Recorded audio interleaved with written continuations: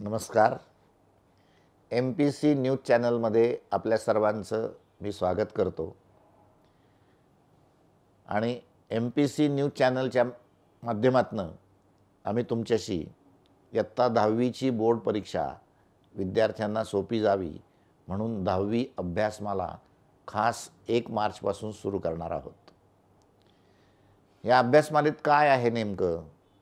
तर या अभ्यासमालेमध्ये परीक्षेला सामोरं कसं जायचं, परीक्षेमध्ये उत्तम यश कसं मिळवायचं, परीक्षेची तयारी कशी करायची, या संदर्भामध्ये परीक्षेचं मानसशास्त्र या विषयामध्ये मी स्वतः बोलणार आहे. तुमचं मानसशास्त्र उत्तम झालं की तुम्ही परीक्षेला उत्तम जाणार आहात आणि पुन्हा प्रत्येक विषयाचं मार्गदर्शन तुम्हाला या अभ्यासमालेतनं मिळणार आहे. मराठी, हिंदी, इंग्रजी, गणित, शास्त्र, समाजशास्त्र सर्व विषयांचे 10 व्याख्यानं आपण याच्यातनं निर्माण केलेले आहेत, तयार केलेले आहेत. ते तुम्हाला या चॅनलमधनं मिळतील. हे व्याख्यानं कोण देणार आहे? पुणे शहरातले अत्यंत अनुभवी, ज्यांना मॉडरेटर म्हणून अनुभव आहे, ज्यांनी पेपर तपासले उत्तम आहेत, उत्तम शिक्षक म्हणून समाजाने मान्यता दिलेली आहे, असे काही शिक्षक तुमच्यासाठी चर्चेला येणार आहेत. तुमच्याशी ते 40-50 मिनटं संपूर्ण वर्षभर तुम्ही जे प्रयत्न केलेले आहेत ते परीक्षेमध्ये आता उत्तम पद्धतीने कसं मांडायचं त्याचं मार्गदर्शन तुम्हाला ते करणार आहेत. आणि ही 1 तारखेपासून सुरू होणार आहे. आपण प्रत्येकाने या चॅनलवर लॉग इन करावं आणि जर तुम्ही रोज एका विषयाचा अभ्यास केला, एका विषयाचं मार्गदर्शन ऐकलं तर तुम्हाला आपोआप परीक्षेची तयारी उत्तम करता येईल आणि परीक्षा तुम्ही उत्तम यशस्वी होऊ शकाल. कुठलीही परीक्षा म्हटल्यानंतर ना त्या प्रत्येक परीक्षेचं तंत्र, त्या प्रत्येक परीक्षेचं मानसशास्त्र, त्या प्रत्येक परीक्षेची पद्धत आणि त्या प्रत्येक परीक्षेची कार्यवाही ही अत्यंत महत्त्वाची असते. आपण जसं म्हणतो की एखाद्या गावाला जायचं असेल तर त्या गावाची पूर्ण माहिती आपण काढतो. तसंच हे पालकांनो, तसंच मित्रांनो हे आहे. 10वीच्या बोर्ड परीक्षेची तुम्ही जर उत्तम माहिती घेतली, उत्तम समजून घेतली तर ती परीक्षा तुम्हाला हमखास सोपी जाणार आहे. ते आपण परीक्षेचं मानसशास्त्र या खास लेखातनं, या खास व्हिडिओ कार्यक्रमातनं आज पाहणार आहोत. इयत्ता 10वीची बोर्ड परीक्षा 15 मार्चपासून सुरू होणार आहे. SSC बोर्डाने परीक्षा कंडक्ट करण्याची, परीक्षेची कार्यवाही करण्याची तयारी अतिशय उत्तम पद्धतीने केलेली आहे. यावर्षीचा परीक्षेचा चांगला भाग म्हणजे प्रत्येक विद्यार्थी ज्या शाळेमध्ये शिकलेला आहे त्याच शाळेमध्ये परीक्षा होणार आहे. त्यामुळं तुमच्या मनाची एक जी चलबिचल असती की आता कुठल्या शाळेत आपला नंबर येईल, त्या शाळेतले शिक्षक कसे असतील, त्या शाळेतले सेवक कसे असतील, यावर्षी हा भाग अजिबात नाही. तुमची परीक्षा तुमच्याच शाळेमध्ये होणार आहे. यावर्षीच्या परीक्षेच्या दृष्टिकोनातून सर्वात महत्त्वाचं काय तर यावर्षीच्या परीक्षेवर करोनाचं सावट आहे, नाही असं म्हणून चालणार नाही. म्हणजे करोना होणार नाही आहे कोणाला, त्याची भीती आपल्याला आता राहिलेली नाही आहे, तो गेला आता. पण 2 वर्ष करोना होता आणि त्या 2 वर्षामध्ये तुमच्या मनावर त्याचा झालेला परिणाम हा त्यातला महत्त्वाचा भाग आहे. काय काय परिणाम झालेला आहे? काही विद्यार्थ्यांना अभ्यासक्रमातला काही भाग ऑनलाईन शिकवलेला आहे, तो कदाचित समजलेला नसेल. काही विद्यार्थ्यांना 2 वर्षामध्ये शिक्षणाविषयीची एक नावड निर्माण झालेली आहे. काही विद्यार्थ्यांच्या शारीरिक हालचाली न झाल्यामुळे त्यांना एक आळस, कंटाळा आलेला आहे. काही विद्यार्थी कायमच स्क्रीनशॉट घ्यायचे, त्यामुळे त्यांची लेखनाची क्षमता कमी झालेली असण्याची शक्यता आहे. या सगळ्या ज्या करोनामुळं झालेल्या घटना आहेत, त्या घटना त्याचं बाऊ करण्यात अर्थ नाही, की करोनामुळं माझी लेखनाची क्षमता कमी झाली म्हणून मला कमी मार्क पडले. चूक. करोनामुळं मला अभ्यासच नको असा वाटत होता. चूक. हा झाल्या गेल्या गोष्टी संपल्या. तुम्हाला आता परीक्षेला अत्यंत आनंदाने, अत्यंत सकारात्मक प्रवृत्तीने, अत्यंत एक आव्हान पेलण्याची ताकद घेऊन, क्षमता घेऊन जायचं आहे. त्याला आपण म्हणतो मानसिकता. परीक्षेविषयी प्रत्येकाची मानसिकता सकारात्मक पाहिजे. त्याला परीक्षेचं मानसशास्त्र असं म्हणतात. आता मानसशास्त्रामध्ये फक्त काय मानसिक भावनिकच भाग येतो का? तर नाही. परीक्षा हा शब्द आधी आहे, मानसशास्त्र हा शब्द नंतर आहे.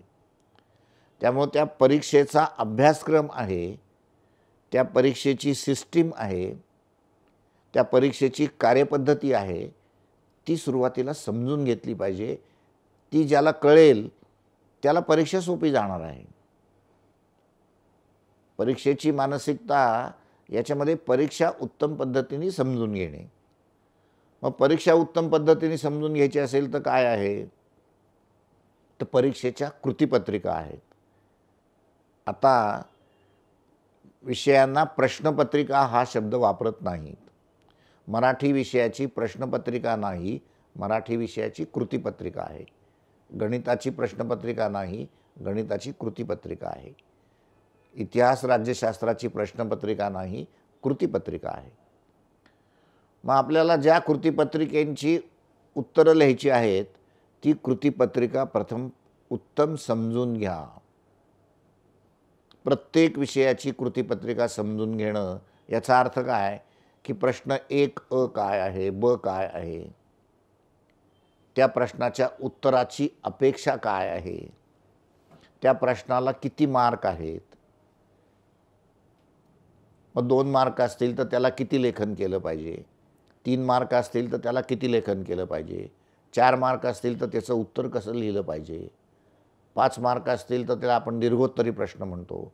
मग दीर्घोत्तरी प्रश्न आणि लघुत्तरी प्रश्न याच्यात फरक काय आहे? किंवा भाषा विषयांच्यामध्ये पठित उतारा, अपठित उतारा, सीन पॅसेज, अनसीन पॅसेज याच्यात फरक काय आहे? किंवा गणितामध्ये हॉट्स प्रश्न आहे, हॉट्स प्रश्न म्हणजे काय, तो कसा सोडवायचा? सायन्समध्ये सृजनशील प्रश्न आहेत, सायन्समध्ये चॅलेंजिंग क्वेश्चन्स आहेत, मग ते चॅलेंजिंग प्रश्न कसे सोडवायचे? किंवा इतिहासामध्ये चुकीची जोडी ओळखा असा प्रश्न येतो. लहानपणापासून बरोबर जोड्या लावल्या, आता चुकीची ओळखायची आणि ती पुन्हा चूक काय आहे ते समजून सांगायचं आहे. याला आपण म्हणतो कृतीपत्रिका समजून घेणे. परीक्षेला आनंदाने सामोरं जायचं असेल, यशस्वी व्हायचं असेल तर प्रत्येक विषयाची कृतीपत्रिका या शेवटच्या अवस्थेमध्ये, या शेवटच्या कालावधीमध्ये समजून घेणं हे पहिलं महत्त्वाचं काम आहे. दुसरं महत्त्वाचं काम काय? तर ही परीक्षा जी आहे 10वीची, ती 10वीची परीक्षा ही टेक्स्टबुकवर, पाठ्यपुस्तकांवर आधारित आहे. तुम्हाला मी एक अतिशय महत्त्वाची माहिती आत्ता सांगतोय, ती अशी की या वर्षीच्या येणाऱ्या प्रत्येक विषयाच्या कृतीपत्रिकेमध्ये, मग ती मराठीची असू देत, संस्कृतची असू देत, गणिताची असू देत किंवा भूगोलाची असू देत, प्रत्येक विषयाच्या कृतीपत्रिकेमध्ये 80% प्रश्न हे पाठ्यपुस्तकातल्या धडा संपल्यानंतर जे स्वाध्याय असतात त्या स्वाध्यायातले आहेत, येणार आहेत वगैरे असा शब्द वापरत नाही मी, आहेत शब्द वापरतोय. म्हणजे तुम्हाला 80% कृतीपत्रिका, 80% प्रश्नपत्रिका माहितीच आहे. तुमचं काम काय, तुमची मानसिकता काय, परीक्षेची मानसिकता काय? तर माझ्यासारखा विद्यार्थी या 1 तारखेपासून संबंध 15 दिवसामध्ये पुन्हा सर्व विषयाचे स्वाध्याय सोडवेल. आता लेखी सोडवायची वेळ गेलेली आहे, आता तोंडी सोडवणार. आणि स्वाध्यायातलं सगळं तुम्हाला येत असेल तर तुम्हाला 80% मार्क पडणारच आहेत. आणखीन किती मार्क पाहिजेत? बाकीच्या इतर तुमच्या जनरल नॉलेजनुसार आणखीन 10% वाढतील ना. त्यामुळं तो भाग महत्त्वाचा आहे.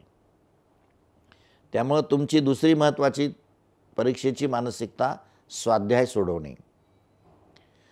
तिसरा महत्त्वाचा मुद्दा काय आहे, तर त्याला आपण उत्तरपत्रिका लेखन कौशल्य म्हणतो. मी तुम्हाला असं सुचवेन की बाजारामध्ये आत्ता अनेक प्रश्नपत्रिकेचे संच आलेले आहेत. ते प्रश्नपत्रिकेचा संच घेताना विचार करा की 25% अभ्यासक्रम शासनाने कमी केलेला आहे. त्या कमी केलेल्या अभ्यासक्रमावर प्रश्न येणार नाहीत. त्यामुळं 25% कमी केलेल्या अभ्यासक्रमाची जी प्रश्नपत्रिका आहे, अशा 2 प्रश्नपत्रिका जर तुम्ही बघून सोडवल्या, पुस्तकात बघा, वहीत बघा, मार्गदर्शकामध्ये गाईडमध्ये बघा, तुम्हाला क्लासमध्ये दिलेल्या नोट्स असतील त्याच्यातनं बघा, पण बघून प्रत्येक विषयाच्या 2 प्रश्नपत्रिका जर तुम्ही सोडवल्या तर तुमची 90%च्या दिशेने वाटचाल सुरू झाली. याला परीक्षेचं मानसशास्त्र म्हणतात. मानसशास्त्र म्हणजे काही फार अवघड शब्द नाही आहे तो. परीक्षेची तयारी समजून घेणं, परीक्षा समजून घेणं. तुम्हाला मानसशास्त्राचा विचार करायचा असेल परीक्षेचा, तर तो शासनाने केलेला आहे. शासनाने विचार असा केलेला आहे की या कोविडच्या 2 वर्षाच्या काळामध्ये मुलांची लेखनाची क्षमता थोडी कमी झालेली आहे. शासनाला माहिती आहे हे सगळ्या गोष्टी. मुलांना काही समजलेले नाहीत. शासनाला माहिती आहे सगळं.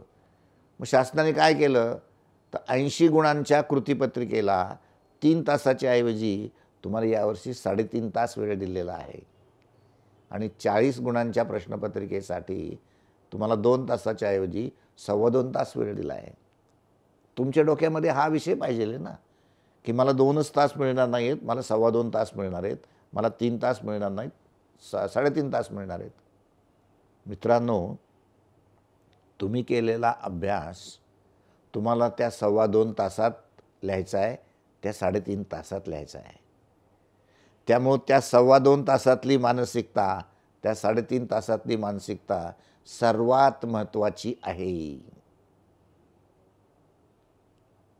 तुम्ही परीक्षेला जाण्यापूर्वी 15 मार्च पूर्वी 2.25 तासामध्ये मी विज्ञान 1, विज्ञान 2ची कृतीपत्रिका पूर्णपणे कशी लिहिणार, संपूर्ण गणिताची प्रश्नपत्रिका सोडवून 2.25 तासात कशी होईल, किंवा भाषा विषयांच्या प्रश्नपत्रिका 3.5 तास मला मिळणार आहेत, त्या 3.5 तासाच्या वेळेचं नियोजन करणं हे आत्ता तुमचं काम आहे. ती परीक्षेची मानसिकता आहे. मी परीक्षेच्या आदल्या दिवशी हा विचार करणार नाही, मी आजच विचार करणार. मी मार्चच्या पहिल्या आठवड्यातच विचार करणार की त्या 3.5 तासात मी बरोबर कशी प्रश्नपत्रिका सोडवणार, कशी कृतीपत्रिका सोडवणार, कोणत्या प्रश्नाला मी किती वेळ देणार, हे जो विद्यार्थी तयार करेल त्याची परीक्षेला मानसिकता सकारात्मक झाली. हे आत्ता शक्य आहे ना आपल्याला. पालकांनी यासाठी मदत करावी विद्यार्थ्यांना की तू प्रश्नपत्रिका घे, कृतीपत्रिका घे घरी, आणि एखादा विद्यार्थी ना वेळ लावून घरी सोडवू पण शकेल. अशी मुलं करतायत प्रॅक्टिस आज. काही मुलं कृतीपत्रिका मराठी विषयाची घेतात, वेळ लावतात, लिहायला बसतात आणि झाल्यानंतर आईला सांगतात की आई माझी 2.25 तासातच लिहून झालेली आहे. म्हणजे त्याला आणखीन 15 मिनटं मिळणार आहेत. यावर्षी तर 45 मिनटं मिळणार आहेत. ही तयारी करणं म्हणजे मानसिकता. हे पालक आणि विद्यार्थी दोघांनी मिळून करावं. पालकांनी या बाबतीमध्ये मुलांना सहकार्य करावं. सहकार्य म्हणण्यापेक्षा मार्गदर्शन, सहकार्य या पालकांच्या जबाबदाऱ्या आहेत. कारण परीक्षेच्या मुलांची मानसिकता उत्तम करण्यामध्ये पालकांचं कॉन्ट्रिब्युशन, पालकांचं योगदान, पालकांचं महत्त्व, त्याला आपण पालकत्व म्हणतो, तेही महत्त्वाचं आहे. त्यामुळं हा भाग महत्त्वाचा आहे. परीक्षेच्या मानसिकतेमध्ये तुमचं आरोग्य सर्वात महत्त्वाचं आहे. या 15 दिवसामध्ये कोल्ड्रिंक अजिबात पिऊ नका, आईस्क्रीम खाऊ नका. परीक्षा झाल्यानंतर कोल्ड्रिंकनी अंघोळ करा, पण 15 दिवसात कोल्ड्रिंक नाही, बंद. आहार थोडा कमीच घ्या. की भरपूर आता रात्रीची आज केलेत घरी गुलाबजांबू म्हणून खाल्लेत भरपूर आणि मग दिलंय ताणून आणि मग झालं पोट बिघडलं, गेले 2-3 दिवस. हे 15 दिवस मित्रांनो सर्वात महत्त्वाचे आहेत आणि परीक्षेचे 15 दिवस. त्यामुळे तुमच्या दृष्टिकोनातून हा पुढचा महिना अत्यंत महत्त्वाचा. त्यासाठी आरोग्य राखणं महत्त्वाचं आहे. त्यामुळं कमी जेवण करा. कमी जेवण केल्यामुळं लगेच तब्येत बिघडणार नाही, बिघडणार. कमी जेवण केल्यामुळं तब्येत उत्तम राहणार. आरोग्याकडे लक्ष द्या. आरोग्य उत्तम राहणं म्हणजे परीक्षेसाठी उत्तम मानसिकता तयार होणं.